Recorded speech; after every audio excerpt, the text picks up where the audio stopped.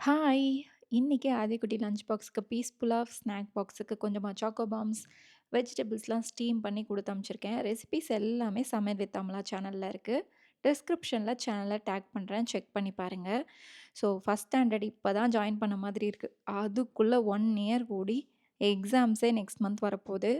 Next year 2ண்ட் standard போப்போறான். குழந்தை இப்ப தான் கையில இருந்த மாரி இருக்கு. அதுக்குள்ள கடகடன்னு வளர்ந்துகிட்டு இருக்கான். ரெஸ்பான்சிபிலிட்டீஸும் அதிகமா இருக்கு.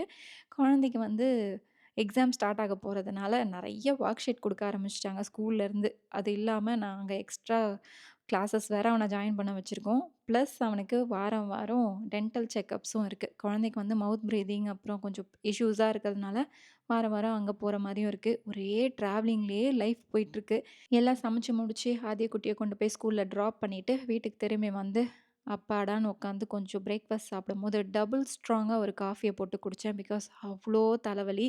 முடியவே இல்ல. இது ரொம்ப தப்பான, கெட்ட பழக்கம். இந்த பிரேக்ஃபாஸ்ட்டோட காஃபி குடிக்கிறது. தயவு செஞ்சு நீங்க பண்ணாதீங்க. நான் குடிக்கிறேனே அப்படின்னு சொல்லிட்டு. இந்த வருஷம் உங்க குழந்தைங்களோட எக்ஸாம்ஸ்லாம் எப்ப ஸ்டார்ட் ஆகுது? இல்ல அம்மாவா நீங்க எவ்ளோ பொறுப்பெடுத்திருக்கீங்க? அப்படின்றத கமெண்ட்ல சொல்லுங்க. பிகாஸ் ஃபர்ஸ்ட் ஸ்டாண்டர்டுக்கே நெறைய இருக்கு. இதே மாரி இன்னொரு வீடியோல பார்க்கலாம். பாய்.